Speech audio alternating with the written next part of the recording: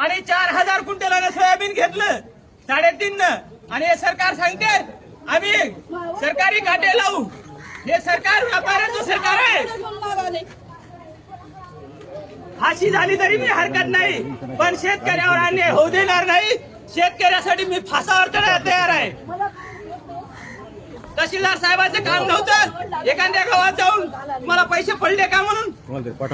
सर्वसामान्य शेतकरी जेव्हा टॅक्स भरतो तेव्हा तुम्ही अधिकारी लोक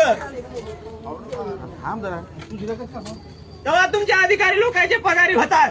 तुम्हाला जाणीव असाय पाहिजे या गोष्टीची। काय व्हायचं ते होऊ द्या। आज तहसीलदाराची गाडी फोडली, उद्या आमदाराची फोडतो।